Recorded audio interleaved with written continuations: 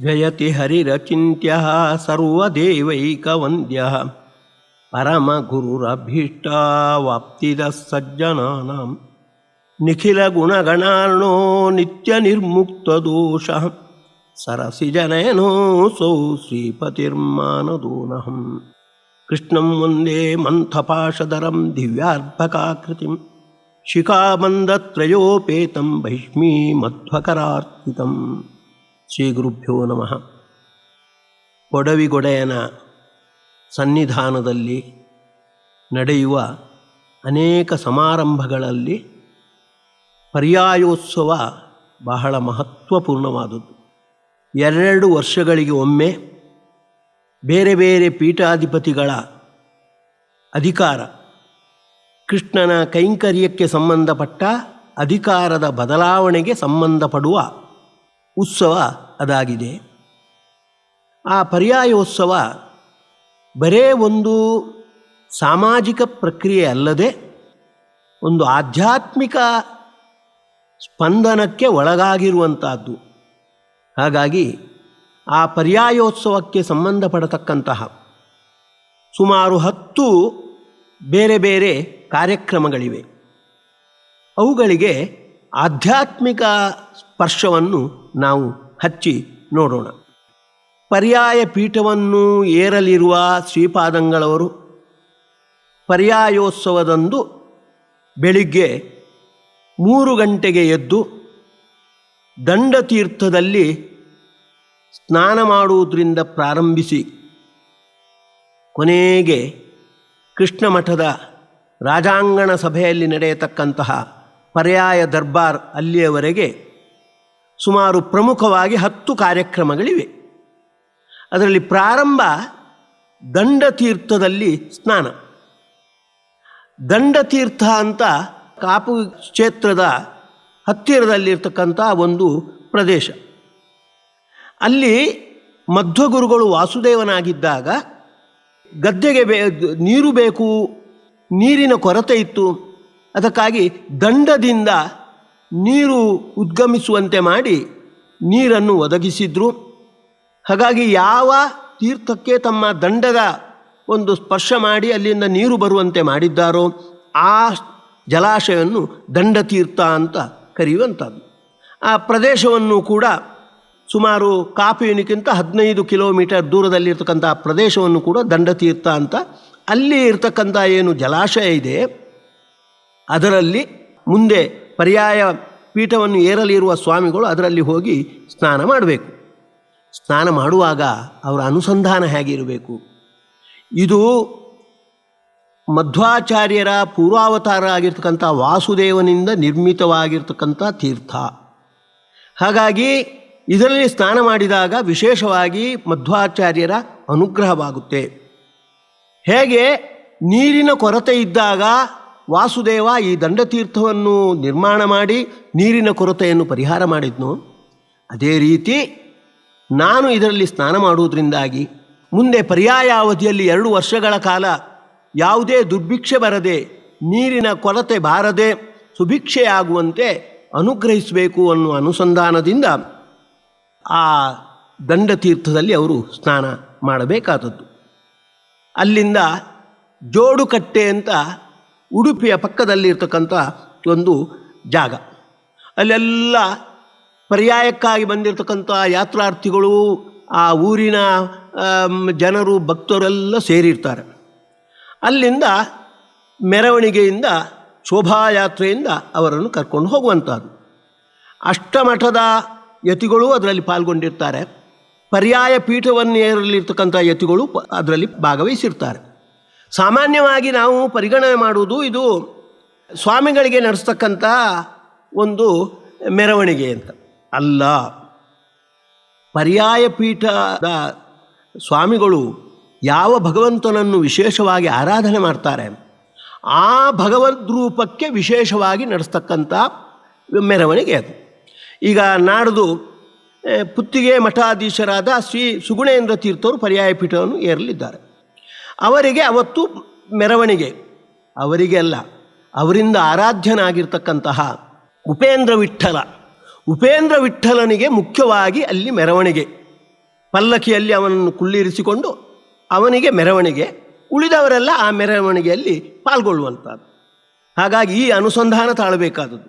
ಅದರಲ್ಲಿ ಆ ಮೆರವಣಿಗೆಯಲ್ಲಿ ಪಾಲ್ಗೊಳ್ಳತಕ್ಕಂಥ ಶ್ರೀಪಾದಂಗಳವರು, ಹಾಗೆ ಅದನ್ನು ನೋಡ್ತಾ ಇರತಕ್ಕಂತಹ ಪ್ರೇಕ್ಷಕರು, ಈ ಅನುಸಂಧಾನ ಇದು ಮೆರವಣಿಗೆ ಮುಖ್ಯವಾಗಿ ಉಪೇಂದ್ರ ವಿಠ್ಠಲನಿಗೆ ನಡೆಯತಕ್ಕಂಥ ಮೆರವಣಿಗೆ. ಹೇಗೆ ಅಕ್ರೂರ ಕೃಷ್ಣ ಮತ್ತು ರಾಮರನ್ನು ಬಿಲ್ಲ ಹಬ್ಬಕ್ಕಾಗಿ ನಂದವ್ರಜದಿಂದ ಮಧುರೆಗೆ ಕರೆದೊಯ್ದನೋ ಚಿನ್ನದ ರಥದಲ್ಲಿ, ಅದೇ ರೀತಿ ಈಗ ಜೋಡುಕಟ್ಟೆಯಿಂದ ಕೃಷ್ಣನಲ್ಲಿಗೆ ಈ ಉಪೇಂದ್ರ ವಿಠ್ಠಲನನ್ನು ಕರೆದೊಯ್ಯಲಾಗುತ್ತೆ. ಅಂತಹ ಮೆರವಣಿಗೆಯಲ್ಲಿ ನಾವು ಪಾಲ್ಗೊಂಡಿದ್ದೇವೆ ಅನ್ನತಕ್ಕಂಥ ಅನುಸಂಧಾನ ಅದರಲ್ಲಿ ಪಾಲ್ಗೊಂಡಿರ್ತಕ್ಕಂಥ ಉಳಿದ ಭಕ್ತರಿಗೂ ಕೂಡ ಇರಬೇಕಾದದ್ದು. ಸರಿ, ಈ ಮೆರವಣಿಗೆ ಆದಮೇಲೆ ರಥಬೀದಿ, ಉಡುಪಿಯ ರಥಬೀದಿ ಬರುತ್ತೆ. ರಥ ಸಂಚಾರ ಮಾಡ್ತಕ್ಕಂಥ ಬೀದಿ, ಅದನ್ನು ರಥಬೀದಿ ಅಂತ ಕರೆಯುವಂಥದ್ದು. ಆ ಅಷ್ಟರವರೆಗೆ ಪಲ್ಲಕ್ಕಿಯಲ್ಲೋ ವಾಹನದಲ್ಲೋ ಬಂದಿರತಕ್ಕಂಥ ಶ್ರೀಪಾದಂಗಳವರೆಲ್ಲ ಕೆಳಗಿಳಿದು ಅಲ್ಲಿ ಕಾಲ್ನಡಿಗೆಯಿಂದ ಮುಂದುವರಿಯುವಂಥದ್ದು. ಕಾಲ್ನಡಿಗೆಯಿಂದ ಸಂಚಾರ ಮಾಡುವಾಗ ಶ್ರೀಪಾದಂಗಳವರ ಅನುಸಂಧಾನ ಹೇಗಿರಬೇಕು? ಯಾವ ಬೀದಿಯಲ್ಲಿ ಕೃಷ್ಣ ಮುಂದೆ ರಥೋತ್ಸವದ ಸಂದರ್ಭದಲ್ಲಿ ರಥದಲ್ಲಿ ಸಂಚಾರ ಮಾಡ್ತಾ ಇದ್ದಾನೋ, ಮಾಡುವವನಿದ್ದಾನೋ, ಆ ಬೀದಿಯಲ್ಲಿ ನಾನೀಗ ನಡೀತಾ ಇದ್ದೇನೆ. ಕೃಷ್ಣನ ಸಂಪರ್ಕಕ್ಕೆ ವಿಶೇಷವಾಗಿ ಪಾತ್ರವಾಗಿರ್ತಕ್ಕಂಥ ಬೀದಿ, ಅದರಲ್ಲಿ ಈಗ ನಾನು ಕಾಲ್ನಡಿಗೆಯಿಂದ ಸಂಚಾರ ಮಾಡ್ತಾ ಇದ್ದೇನೆ ಅಂತ ಈ ರೀತಿ ಅನುಸಂಧಾನವನ್ನು ತಾಳಬೇಕಾದದ್ದು. ಹೇಗೆ ಅಕ್ರೂರ ಬಿಲ್ಲ ಹಬ್ಬಕ್ಕೆ ಕೃಷ್ಣ ಮತ್ತು ಬಲರಾಮನನ್ನು ಕರ್ಕೊಂಡು ಹೋಗಬೇಕು ಅಂತ ನಂದವ್ರಜಕ್ಕೆ ಬಂದಾಗ ಅಲ್ಲಿ ಕೃಷ್ಣನ ಪಾದಧೂಳಿಯನ್ನು ಕಂಡೇ ರಥದಿಂದ ಧುಮುಕಿ ಅದರ ಮೇಲೆ ಹೊರಳಿದ ಅಂತ. ಆ ರೀತಿ ಅನುಸಂಧಾನ ಇರಬೇಕಾದದ್ದು. ಕೃಷ್ಣ ಈ ಬೀದಿಯಲ್ಲಿ ರಥದ ಮೂಲಕ ಸಂಚಾರ ಮಾಡ್ತಾ ಇರ್ತಾನೆ, ಆ ಬೀದಿಯಲ್ಲಿ ನಾನು ನಡೀತಾ ಇದ್ದೇನೆ ಅನ್ನುವ ಅನುಸಂಧಾನಕ್ಕೊಳಗಾಗಿ ಆ ಬೀದಿಯಲ್ಲಿ ಹೆಜ್ಜೆಯನ್ನು ಇಡಬೇಕಾದದ್ದು. ಹೀಗೆ ರಥಬೀದಿಗೆ ಸುತ್ತು ಬಂದ ಮೇಲೆ ಕನಕ ಕಿಂಡಿ ಒಂದು ಗೋಪುರ ಇದೆ, ಅದರ ಎದುರು ಕನಕನ ಕಿಂಡಿ ಇದೆ. ಆ ಕನಕನ ಕಿಂಡಿಯ ಮೂಲಕ ಮೊದಲು ಕೃಷ್ಣನ ದರ್ಶನ. ಯಾಕೆಂದರೆ ಕನಕನಿಗೆ ಒಲಿದವ ಕೃಷ್ಣ. ಕನಕನ ಭಕ್ತಿಗೆ ಹೇಗೆ ಕೃಷ್ಣ ಒಲಿದನೋ ಅದೇ ರೀತಿ ನಮ್ಮಲ್ಲೂ ಕೂಡ ಭಕ್ತಿಯನ್ನು ಉಂಟು ಮಾಡಿ ನಮ್ಮ ಪಾಲಿಗೂ ಕೂಡ ಒಲಿಬೇಕು ಅನ್ನೋದು ಒಂದು ಅನುಸಂಧಾನ. ಹಾಗೇನೆ ಭಗವಂತನನ್ನು ನಾವು ದರ್ಶನ ಮಾಡಬೇಕು ಅಂದರೆ ಮೊದಲು ಹೃದಯದಲ್ಲಿ ಅವನನ್ನು ಸ್ಥಾಪಿಸಿಕೊಳ್ಬೇಕಾಗುತ್ತೆ. ಕಿಂಡಿಯಲ್ಲಿ ಅವನನ್ನು ಕಾಣ್ತಾ ಆ ಪ್ರತಿಮೆಯಲ್ಲಿರ್ತಕ್ಕಂತಹ ಕೃಷ್ಣನನ್ನು ಹೃದಯದಲ್ಲಿ ಸ್ಥಾಪಿಸಿ ಮುಂದೆ ಆ ಪ್ರತಿಮಾ ಮಾಧ್ಯಮದಲ್ಲಿ ಕೃಷ್ಣನ ದರ್ಶನ. ಹಾಗಾಗಿ ಕನಕ ಕಿಂಡಿಯಲ್ಲಿ ಕೃಷ್ಣನ ದರ್ಶನ ಮಾಡುವಾಗ ಈ ಅನುಸಂಧಾನ. ಹಿಂದೆ ಕನಕನಿಗೆ ಹೇಗೆ ಈ ಕಿಂಡಿಯಲ್ಲಿ ಕೃಷ್ಣ ದರ್ಶನ ನೀಡಿದ್ನೋ ಆ ರೀತಿ ನನಗೂ ಕೂಡ ದರ್ಶನ ನೀಡಬೇಕು. ಅದು ಕೃಷ್ಣನ ಭಕ್ತವಾತ್ಸಲ್ಯದ ಸಂಕೇತ. ಭಕ್ತವತ್ಸಲನಾದ ಕೃಷ್ಣ ನನಗೆ ದರ್ಶನ ನೀಡಬೇಕು ಅನ್ನುವ ಅನುಸಂಧಾನದಿಂದ ಹಾಗೆ ಕಾಣಬೇಕಾದದ್ದು. ಆ ಭಕ್ತಿಯನ್ನು ಮೆಲುಕು ಹಾಕ್ತಾ ಕನಕ ಕೃಷ್ಣನ ಬಗ್ಗೆ ತೋರಿಸಿರ್ತಕ್ಕಂಥ ಭಕ್ತಿ, ಕೃಷ್ಣ ಕನಕನ ಬಗ್ಗೆ ತೋರಿಸ್ತಕ್ಕಂಥ ವಾತ್ಸಲ್ಯವನ್ನು ಮೆಲುಕು ಹಾಕ್ತಾ ಅಲ್ಲಿ ದರ್ಶನ ಪಡೆಯುವಂಥದ್ದು. ಹಾಗೆ ಇನ್ನೊಂದು ನವಗ್ರಹಗಳ ಆರಾಧನೆ, ನವಗ್ರಹಗಳ ಆರಾಧನೆ ಅಲ್ಲಿ ನಡೆಯುತ್ತೆ. ಆದಿತ್ಯಾದಿ ನವಗ್ರಹಗಳ ಆರಾಧನೆ ನಡೆಸಿ ಆರಾಧನಾ ಪ್ರಯುಕ್ತ ದಾನ ಪ್ರಕ್ರಿಯೆ ಅಲ್ಲಿ ನಡೆಯುವಂಥದ್ದು. ನವಗ್ರಹಗಳ ಆರಾಧನೆ ನಡೆಯುವಾಗ ಈ ಆರಾಧನೆ ಮುಖ್ಯವಾಗಿ ನವಗ್ರಹಗಳ ಮಾಧ್ಯಮದಲ್ಲಿ, ನವಗ್ರಹಗಳ ಮೂಲಕ ನಮ್ಮ ಪ್ರಾರಬ್ಧ ಕರ್ಮವನ್ನು ಯೋಜಿಸ್ತಕ್ಕಂಥ ನರಸಿಂಹನ ಆರಾಧನೆ. ಹಾಗೆ ನವಗ್ರಹಗಳನ್ನು ಆಯಾ ಸ್ಥಾನದಲ್ಲಿದ್ದುಕೊಂಡು ತಮ್ಮ ತಮ್ಮ ಕಾರ್ಯವನ್ನು ನಡೆಸುವಂತೆ ಮಾಡುವಂಥ ಶಿಂಶುಮಾರ ರೂಪಿ ಪರಮಾತ್ಮ. ಶಿಂಶುಮಾರ ರೂಪಿ ಪರಮಾತ್ಮ ಮತ್ತು ನರಸಿಂಹನ ಆರಾಧನೆ ಎನ್ನುವ ಅನುಸಂಧಾನ ಇರಬೇಕಾದ. ಅವರಿಗೆ ಮುಖ್ಯವಾಗಿ ನಡೆಯಬೇಕಾದ ಆರಾಧನೆಯನ್ನು ಆದಿತ್ಯಾದಿ ಗ್ರಹಗಳ ಮೂಲಕ ನಾವು ನಡೆಸ್ತಾ ಇದ್ದೇವೆ.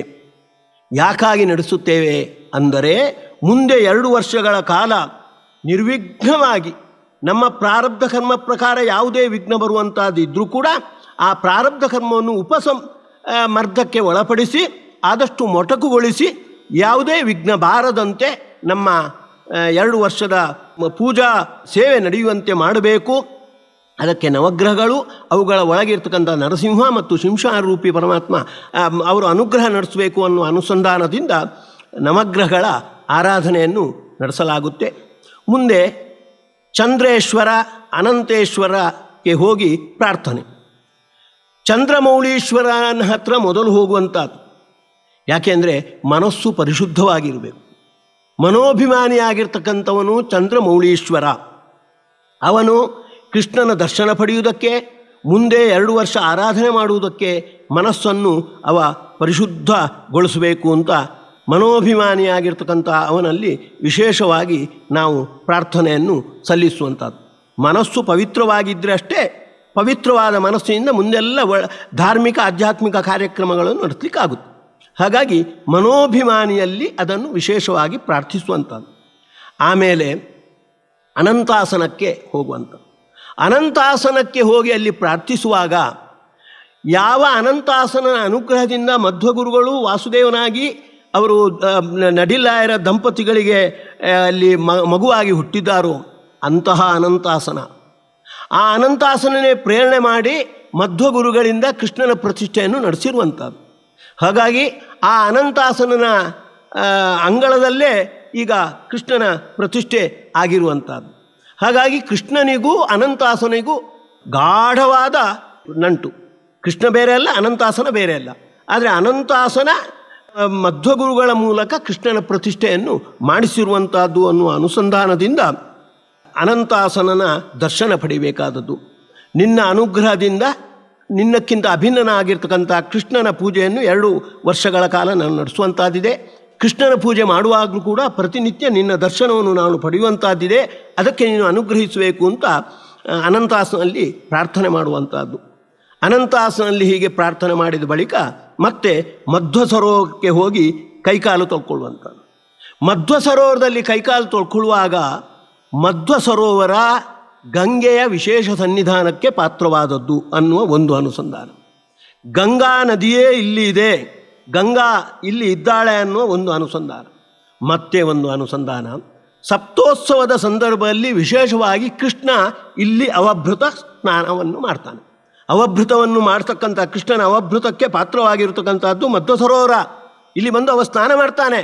ಅಂತಹ ಮಧ್ವ ಸರೋವರದಲ್ಲಿ ನಾನೀಗ ನನ್ನ ಪಾವಿತ್ರ್ಯವನ್ನು ನಾನು ಸಂಪಾದಿಸಿಕೊಂಡಿದ್ದೇನೆ ಅನ್ನುವ ಅನುಸಂಧಾನದಿಂದ ಮಧ್ವ ಸರೋವರದಲ್ಲಿ ಕೃಷ್ಣನ ಸ್ಮರಣೆ ಮಾಡ್ತಾ ಪಾವಿತ್ರ್ಯವನ್ನು ಪಡ್ಕೊಂಡು ಆಮೇಲೆ ಕೃಷ್ಣನಲ್ಲಿ ಪ್ರಾರ್ಥನೆ, ಕೃಷ್ಣನ ಗರ್ಭಗುಡಿಗೆ ಒಳಗೆ ಹೋಗಿ ಕೃಷ್ಣನಲ್ಲಿ ಪ್ರಾರ್ಥನೆ ಮಾಡುವಂಥದ್ದು. ಕೃಷ್ಣನನ್ನು ಪ್ರಾರ್ಥಿಸುವಾಗ ಗೋಪಾಲ ಮಂತ್ರಂ ಭಜತಾಂ ಫಲಪ್ರದ ಸ್ವೇಕೇನ ರೂಪೇಣ ಸಭುವ್ಯ ಅದೃಶ್ಯ ಅಂತ ಮಧ್ವಗುರುಗಳು ನಿರ್ಣಯ ಮಾಡಿದಂತೆ, ಅತೀಂದ್ರಿಯಾಕೃತಿಂ ಅಂತ ನಾರಾಯಣ ಪಂಡಿತರು ಅದರ ಸೂಚನೆ ನೀಡಿದಂತೆ, ಇದರಲ್ಲಿ ಗೋಪಾಲ ಮಂತ್ರವನ್ನು ಜಪಿಸುವಾಗ ಅನುಗ್ರಹ ಮಾಡಬೇಕು ಅಂತ ಏನು ಒಂದು ರೂಪದಿಂದ ಕೃಷ್ಣ ಇದರಲ್ಲಿ ಭೂಮಿಯಲ್ಲಿದ್ದಾನೆ, ಆ ಕೃಷ್ಣ ಇಲ್ಲಿ ಇದ್ದಾನೆ. ಮಧ್ವಗುರುಗಳು ಒಳ್ಳೆಯ ಅನುಸಂಧಾನದಿಂದ ಪ್ರತಿಷ್ಠೆ ಮಾಡಿರ್ತಕ್ಕಂಥ ಕೃಷ್ಣ ಅಂತ ಆ ಪ್ರತಿಮೆಯಲ್ಲಿರ್ತಕ್ಕಂಥ ಅನುಸಂಧಾನವನ್ನು ವಿಶೇಷವಾಗಿ ಗುರುತಿಸಿಕೊಂಡು, ಇನ್ನು 2 ವರ್ಷಗಳ ಕಾಲ ನಿನ್ನ ಸೇವೆಯನ್ನು ನಾನು, ನಿನ್ನ ಕೈಂಕರ್ಯವನ್ನು ನಾನು ನಡೆಸಬೇಕಾಗಿದೆ. ಯಮೈವೇಶ ವೃಣುತೆ ತೇನ ಲಭ್ಯ ಅಂತ ಇರುವಂಥದ್ದು. ನೀನು ಸೇವೆ ಮಾಡಲಿಕ್ಕೆ ಅವಕಾಶ ಕೊಟ್ಟರೆ ಮಾತ್ರ ನಾನು ಸೇವೆ ಮಾಡಲಿಕ್ಕೆ ಬೇಕಾಗಿರ್ತಕ್ಕಂಥ ಸಾಮರ್ಥ್ಯ ನನ್ನಲ್ಲಿ ಬರುವಂಥದ್ದು. ನೀನು ಅನುಗ್ರಹ ಮಾಡಬೇಕು. ನಿನ್ನ ಸೇವೆಯನ್ನು ನಾನು ಆದಷ್ಟು ಶಾಸ್ತ್ರೀಯವಾಗಿ ನೀನು ಮೆಚ್ಚುವಂತೆ ನಡೆಸಲಿಕ್ಕೆ ನೀನು ಬೇಕಾಗಿರ್ತಕ್ಕಂಥ ಅನುಗ್ರಹ ಮಾಡಬೇಕು ಅಂತ ಅವನಲ್ಲಿ ನಾವು ವಿಶೇಷವಾಗಿ ಕೇಳ್ಕೊಳ್ಬೇಕಾದದ್ದು. ಇನ್ನು ಪೂಜೆ ಮಾಡುವಾಗ ಜ್ಞಾನ ಭಕ್ತಿ ವೈರಾಗ್ಯ ಎನ್ನುವ ಸಂಪತ್ತು ವಿಶೇಷವಾಗಿ ಬರುವಂತೆ ಆಗಬೇಕು ಅಂತ ಪ್ರಾರ್ಥನೆ ಮಾಡಿ ಅಲ್ಲಿಂದ ಸರ್ವಜ್ಞ ಸಿಂಹಾಸನ ಅಲ್ಲಿ ಬಂದು ಕೃಷ್ಣ ಗರ್ಭಗುಡಿಯ ಪಕ್ಕದಲ್ಲಿರ್ತಕ್ಕಂಥ ಸರ್ವಜ್ಞ ಸಿಂಹಾಸನ ಏನಿದೆ ಅಲ್ಲಿ ಬಂದು ಸರ್ವಜ್ಞ ಪೀಠವನ್ನು ಏರುವಂಥದ್ದು. ಸರ್ವಜ್ಞ ಪೀಠವನ್ನು ಏರುವಾಗ ಅಷ್ಟರವರೆಗೆ ನಡೆಸಿರ್ತಕ್ಕಂಥ ಯಾರು ಪರ್ಯಾಯ ಸ್ವಾಮಿಗಳಿದ್ದಾರೆ ಅವರು ಆ ಸರ್ವಜ್ಞ ಪೀಠದಿಂದ ಕೆಳಗಿಳಿದು ಮುಂದೆ ಪರ್ಯಾಯ ಪೀಠವನ್ನು ಏರಲಿ ಇರ್ತಕ್ಕಂಥ ಸ್ವಾಮಿಗಳನ್ನು ಅವರು ಆ ಪೀಠದಲ್ಲಿ ಕುಳ್ಳಿರಿಸುವಂಥದ್ದು. ಈಗ ಮುಂದೆ ನಡೆಯುವಂಥದ್ದು ಪುತ್ತಿಯ ಸ್ವಾಮಿಗಳ ಪರ್ಯಾಯ ಸುಗುಣೇಂದ್ರ ತೀರ್ಥರ ಪರ್ಯಾಯ ಸುಗುಣೇಂದ್ರ ತೀರ್ಥರು ಆ ಪೀಠದಲ್ಲಿ ಕುಳಿತುಕೊಳ್ಳುವಂಥದ್ದು. ಆ ಪೀಠದಲ್ಲಿ ಕುಳಿತುಕೊಳ್ಳುವಾಗ ಅನುಸಂಧಾನ ಹೇಗಿರಬೇಕು ಅಂದರೆ, ಯಾವ ಪೀಠದಲ್ಲಿ ಸುಮಾರು 800 ವರ್ಷಗಳ ಹಿಂದೆ ಮಧ್ವಗುರುಗಳು ಕೂತು ಕೃಷ್ಣನ ಸೇವೆಯನ್ನು ವಿಶೇಷವಾಗಿ ಮಾಡಿದ್ದಾರೋ ಅದೇ ಪೀಠದಲ್ಲಿ ಕೂಳ್ತಾ ಇದ್ದಾರೆ. ಹಾಗೆ ನಮ್ಮ ಮಠದ ಪರಂಪರೆಯ ಪ್ರಾರಂಭದಲ್ಲಿರ್ತಕ್ಕಂಥ ಉಪೇಂದ್ರ ತೀರ್ಥರು, ಅದರಿಂದ ಬಂದಿರತಕ್ಕಂಥ ಬೇರೆ ಬೇರೆ ಮಹಿಮಾ ಉಪೇತರಾಗಿರ್ತಕ್ಕಂಥ ಸ್ವಾಮಿಗಳೆಲ್ಲ ಪೀಠಾಧಿಪತಿಗಳು ಈ ಪೀಠದಲ್ಲಿ ಕೂತುಕೊಂಡು ಕೃಷ್ಣನ ಸೇವೆ ಮಾಡಿರುವಂಥದ್ದು. ಅದೇ ಪೀಠದಲ್ಲಿ ನಾನು ಕೂತಿದ್ದೇನೆ ಅನ್ನತಕ್ಕಂಥ ಅನುಸಂಧಾನಕ್ಕೆ ಒಳಗಾಗಿ ಆರಾಧ್ಯಸೇ ಪ್ರಾಣಭೃತಾಂ ಪ್ರಣೇತ್ರ ಅಂತ ಹೇಳಿದಂತೆ ನಾನು ಬರೇ ನಿಮಿತ್ತ ಮಾತ್ರ, ನನ್ನಲ್ಲಿ ಇದ್ದುಕೊಂಡು ಮುಖ್ಯ ಪ್ರಾಣ ದೇವರೇ ಈ ಪೂಜೆಯನ್ನು, ಈ ಪರ್ಯಾಯ ಉತ್ಸವವನ್ನು ನಡೆಸುವಂಥದ್ದು ಅನ್ನೋ ಅನುಸಂಧಾನಕ್ಕೆ ಒಳಗಾಗಬೇಕಾದದ್ದು. ಆಮೇಲೆ ಅಲ್ಲಿ ಗರ್ಭಗುಡಿಯ ಪಕ್ಕದಲ್ಲೇ ವಾದಿರಾಜರು ಪ್ರತಿಷ್ಠೆ ಮಾಡಿರ್ತಕ್ಕಂಥ ಮಧ್ವಾಚಾರ್ಯರ ಪ್ರತಿಮೆ ಇದೆ. ಅದರ ಎದುರು ಅಂದರೆ ಮಧ್ವರ ಸಮಶ್ಚದಲ್ಲಿ ಅಕ್ಷಯ ಪಾತ್ರೆಯನ್ನು ಮತ್ತು ಕೀಲಿಕೈಯನ್ನು ಹಸ್ತಾಂತರ ಮಾಡುವಂಥದ್ದು. ಅಕ್ಷಯ ಪಾತ್ರೆ ಮತ್ತೊಂದು ಸೌಟು, ಇದು ಎರಡು ಅನ್ನಬ್ರಹ್ಮನ ಆರಾಧನೆಗೆ ಬೇಕಾಗಿರ್ತಕ್ಕಂಥ ಎರಡು ಸಾಧನೆಗಳು. ಅದನ್ನು ಅದುವರೆಗೆ ಪರ್ಯಾಯ ನಡೆಸಿರ್ತಕ್ಕಂಥ ಪೀಠಾಧಿಪತಿಗಳು ಮುಂದೆ ಪರ್ಯಾಯ ನಡೆಸ್ತಕ್ಕಂಥ ಪೀಠಾಧಿಪತಿಗಳ ಕೈಯಲ್ಲಿ ಇಡುವಂಥದ್ದು.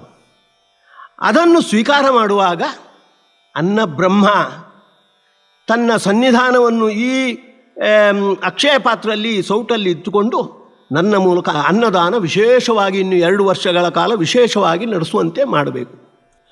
ಅನ್ನದಾನ ಬಂದವರಿಗೆಲ್ಲ ನಡಿಬೇಕಾದದ್ದು. ಆ ಅನ್ನವನ್ನು ತಿಂದವರಿಗೆ ಒಳ್ಳೆಯ ಜ್ಞಾನ ಬರಬೇಕು, ಭಕ್ತಿ ಬರಬೇಕು, ವೈರಾಗ್ಯ ಬರಬೇಕು. ಆ ರೀತಿ ಅನ್ನದಾನ ನಡೆಯುವಂತೆ ಅವನು ಅನುಗ್ರಹ ಮಾಡಬೇಕು ಅಂತ ಪ್ರಾರ್ಥನೆ ಮಾಡುವಂಥದ್ದು. ಹಾಗೆ ಕೀಲಿಕೈ, ಆ ಗರ್ಭಗುಡಿಯ ಕೀಲಿಕೈಯನ್ನು ಅದುವರೆಗೆ ಪರ್ಯಾಯ ನಡೆಸಿರ್ತಕ್ಕಂಥ ಪೀಠಾಧಿಪತಿಗಳು ಮುಂದೆ ಪರ್ಯಾಯ ನಡೆಸುವ ಪೀಠಾಧಿಪತಿಗಳ ಕೈಗೆ ಕೊಡ್ತಾರೆ. ಕೀಲಿಕೈ ಅಂದರೆ ಅದು ಅಧಿಕಾರ. ಆ ಕೀಲಿಕೈಯನ್ನು ಸ್ವೀಕಾರ ಮಾಡುವಾಗ ತಸ್ಯೈಕಸ್ಯ ಮಮತ್ವಂ ಹಿ ಸಚೈಕ ಪುರುಷೋ ವಿರಾಟ್ ಅಂತ ಮಹಾಭಾರತದಲ್ಲಿ ಬರುತ್ತೆ. ಯಾರಿಗಾದರೂ ಮಮ ಮಮ ಅಂತ ಹೇಳಲಿಕ್ಕೆ ಅಧಿಕಾರ ಇದ್ದರೆ ಅದು ಭಗವಂತನಿಗೆ ಮಾತ್ರ, ಯಾಕೆಂದರೆ ಅವನೊಬ್ಬನೇ ಎಲ್ಲರಿಗೂ ಕೂಡ ಒಡೆಯನಾದವ. ಹಾಗಾಗಿ ಈ ಕೀಲಿಕೈಯು ಕೂಡ ಕೃಷ್ಣ ಮಠಕ್ಕೆ ಅಧಿಕಾರಕ್ಕೆ ಸಂಬಂಧಪಡುವ ಈ ಕೀಲಿಕೈಯನ್ನು ಕೂಡ ಸ್ವೀಕಾರ ಮಾಡಲಿಕ್ಕೆ ಯೋಗ್ಯನಾದವನು ಕೃಷ್ಣ. ಅವನೇ ಅಧಿಕಾರವನ್ನು ಚಲಾಯಿಸಬೇಕಾದದ್ದು. ಆದರೆ ಅವನ ಪ್ರತಿನಿಧಿಯಾಗಿ ನನ್ನ ಒಳಗೆ ಅವ ಇದ್ದಾನೆ, ಅವನ ಪ್ರತಿನಿಧಿಯಾಗಿ ನಾನು ಅದನ್ನು ಸ್ವೀಕಾರ ಮಾಡ್ತೇನೆ ಅಂತ ಅದನ್ನು ಕೀಲಿಕೈಯನ್ನು ಸ್ವೀಕಾರ ಮಾಡಿ ಮುಂದಿನ ಪರ್ಯಾಯಕ್ಕೆ ಬೇಕಾಗಿರ್ತಕ್ಕಂಥ ಅಧಿಕಾರವನ್ನು, ಕೃಷ್ಣ ಮಠದ ಅಧಿಕಾರವನ್ನು ಸ್ವೀಕಾರ ಮಾಡಿದಂತಾಯಿತು. ಹೀಗೆ ಅಧಿಕಾರ ಸ್ವೀಕಾರ ಮಾಡಿದ ಮೇಲೆ ಬಡಗು ಮಾಳಿಗೆಯಲ್ಲಿ ಆಸೀನರಾಗಿರ್ತಕ್ಕಂಥ ಉಳಿದ ಪೀಠಾಧಿಪತಿಗಳಿಗೆಲ್ಲ ಗೌರವಾರ್ಪಣೆ, ಗಂಧ ಮುಂತಾದವುಗಳಿಂದ ಗೌರವಾರ್ಪಣೆ ಮಾಡುವಾಗ ಅನುಸಂಧಾನ ಹೇಗೆ ಅಂದರೆ, ಇವರು ಕೃಷ್ಣನ ಪೂಜೆಯನ್ನು ನಡೆಸ್ತಕ್ಕಂಥವ್ರು. ಗುಹಾಶಯಾಯೈವ ನ ದೇಹಮಾನಿನೇ, ಇವರ ಒಳಗೆ ಕೃಷ್ಣನ ವಿಶೇಷ ಸನ್ನಿಧಾನ ಇದೆ. ಹಾಗಾಗಿ ಇವರಿಗೆ ಗೌರವವನ್ನು ಅರ್ಪಿಸಿದಾಗ ಇವರ ಒಳಗೆ ಇರ್ತಕ್ಕಂಥ ಕೃಷ್ಣನಿಗೆ ಗೌರವ ಅರ್ಪಣೆ ಮಾಡಿದಂತಾಗುತ್ತೆ ಅನ್ನುವ ಅನುಸಂಧಾನದಿಂದ ಅವರಿಗೆ ಗೌರವಾರ್ಪಣೆ ಮಾಡಿ, ಮತ್ತು ರಾಜಾಂಗಣ ಸಭೆಯಲ್ಲಿ ನಡೆಯತಕ್ಕಂಥ ಏನು ದರ್ಬಾರು ಅದರಲ್ಲಿ ಪಾಲ್ಗೊಂಡು, ಅದರಲ್ಲಿ ಮುಖ್ಯವಾಗಿ ಬೇರೆ ಬೇರೆ ಅತಿಥಿಗಳು ಬಂದಿರ್ತಾರೆ, ಅವರಿಗೆಲ್ಲ ಸನ್ಮಾನ ಇತ್ಯಾದಿಗಳು. ಮುಂದೆ ಪರ್ಯಾಯ ಅವಧಿಯಲ್ಲಿ 2 ವರ್ಷ ಅವಧಿಯಲ್ಲಿ ಯಾರು ಅಧಿಕಾರವನ್ನು ವಹಿಸ್ತಾರೆ, ಕಾರ್ಯಕರ್ತರು, ಅಧಿಕಾರ ಇತ್ಯಾದಿಗಳ ಉದ್ಘೋಷಣೆ ಇತ್ಯಾದಿಗಳೆಲ್ಲ ನಡೆಯುತ್ತೆ. ಆ ನಡೆಯುವಾಗ ನಮ್ಮ ಅನುಸಂಧಾನ ಹೇಗಿರಬೇಕು ಅಂದರೆ, ಕೃಷ್ಣನೇ ಬೇರೆ ಬೇರೆ ಕಾರ್ಯಕರ್ತರ ರೂಪದಲ್ಲಿ, ಅಧಿಕಾರಿಗಳ ರೂಪದಲ್ಲಿ ಇದ್ದುಕೊಂಡು 2 ವರ್ಷಗಳ ಕಾಲ ಆಯಾ ಅಧಿಕಾರ ಆ ಕಾರ್ಯವನ್ನು ಅವ ನಡೆಸ್ತಾನೆ. ಇವರೆಲ್ಲ ಕೃಷ್ಣನ ಪ್ರತಿನಿಧಿಗಳಾಗಿ ಇರುವಂಥದ್ದು. ಹಾಗೆ ಯಾರು ಅತಿಥಿಗಳು ಬಂದಿರ್ತಾರೆ, ಯಾರು ವಿದ್ವಾಂಸರಿದ್ದಾರೆ, ಸನ್ಮಾನಕ್ಕೆ ಪಾತ್ರ ಆದವರು, ಅವರಲ್ಲೂ ಕೂಡ ಗುಹಾಶಯಾಯೈವ ನ ದೇಹಮಾನಿನೇ, ಅವರ ಒಳಗಿರ್ತಕ್ಕಂಥ ಕೃಷ್ಣನು ಪ್ರೀತನಾಗಲಿ ಅನ್ನುವುದಕ್ಕಾಗಿ ನಾವು ಈ ಸನ್ಮಾನವನ್ನು ಮಾಡ್ತಾ ಇದ್ದೇವೆ, ಅವರಿಗೆ ಗೌರವವನ್ನು ಸಲ್ಲಿಸ್ತೇವೆ ಅನ್ನುವ ಅನುಸಂಧಾನದಿಂದ ಎಲ್ಲವೂ ಕೂಡ ಕೃಷ್ಣನ ಪ್ರೀತಿಗಾಗಿ ನಡೆಯುವಂಥದ್ದಾಗಬೇಕು. ಹೀಗೆ ಮಾಡಿದಾಗ ಆ ಪರ್ಯಾಯೋತ್ಸವ ಬರೇ ಒಂದು ಸಾಮಾಜಿಕ ಒಂದು ಸಮಾರಂಭ ಆಗದೆ ಒಂದು ಆಧ್ಯಾತ್ಮಿಕ, ಒಂದು ಧಾರ್ಮಿಕ, ಹರಿಗುರುಗಳು ಮೆಚ್ಚುವಂಥದ್ದು, ವಿಶೇಷವಾಗಿ ಕೃಷ್ಣನಿಗೆ ಹಾಗೂ ಮುಖ್ಯಪ್ರಾಣರಿಗೆ ತುಂಬ ಪ್ರಿಯವಾದ ಕಾರ್ಯಕ್ರಮವಾಗಿ ನಡೆದಂತಾಗುತ್ತೆ. ಆ ರೀತಿ ಆ ಸಮಾರಂಭ ನಡೀಲಿ ಅಂತ ನಾನು ದೇವರಲ್ಲಿ ಪ್ರಾರ್ಥನೆ ಮಾಡ್ತಾ, ನಾವು ಆ ಪರ್ಯಾಯೋತ್ಸವದಲ್ಲಿ ಪಾಲ್ಗೊಳ್ಳುವಾಗ ನಮ್ಮ ಅನುಸಂಧಾನವನ್ನು ಕೂಡ ಆದಷ್ಟು ಹೀಗೆ ಕೃಷ್ಣನಿಗೆ, ಕೃಷ್ಣನ ಪ್ರೀತಿಗೆ ಸಂಬಂಧಪಟ್ಟಂತೆ ತಾಳೋಣ ಅಂತ ಹೇಳ್ತಾ ಇದನ್ನು ಮಧ್ವಾಂತರ್ಗತ ಆಗಿರ್ತಕ್ಕಂಥ ಕೃಷ್ಣನ ಪಾದಾರವಿಂದಕ್ಕೆ ಈ ಚಿಂತನೆಯನ್ನು ಅರ್ಪಣೆ ಮಾಡ್ತಾ ಇದ್ದೇನೆ. ಯಸ್ ಸರ್ವಗುಣ ಸಂಪೂರ್ಣ ಸರ್ವದೋಷ ವಿವರ್ಜಿತ ಪ್ರಿಯತಾಂ ಪ್ರೀತೇವಾಲಂ ವಿಷ್ಣುರ್ಮೇ ಪರಮಸ್ವೃತ್. ಶ್ರೀಕೃಷ್ಣಾರ್ಪಣಮಸ್ತು. ಈ ಜ್ಞಾನ ಸೇವೆಯನ್ನು ಅರವಿಂದ ಲಕ್ಷ್ಮೀನಾರಾಯಣ್ ಮತ್ತು ಅವರ ಕುಟುಂಬದವರು ನಡೆಸಿದ್ದಾರೆ. ಇದರಿಂದ ಸುಪ್ರೀತನಾಗಿರ್ತಕ್ಕಂಥ ಪಡವಿಗೊಡೆಯ ಅಖಿಲಪ್ರದಂ ಇಂದಿರೇಶಂ ಅಂತ ಸ್ತುತನಾಗುವಂತೆ ಅವರ ಜೀವನ ಅದು ಆಧ್ಯಾತ್ಮಿಕಮಯ ಧಾರ್ಮಿಕಮಯ ಆಗಲಿಕ್ಕೆ ಏನೇನು ಬೇಕು ಅದನ್ನೆಲ್ಲ ಕೊಟ್ಟು ಅನುಗ್ರಹಿಸಲಿ ಅಂತ ದೇವರಲ್ಲಿ ಪ್ರಾರ್ಥನೆ ಮಾಡ್ತಾ ಇದ್ದೇನೆ.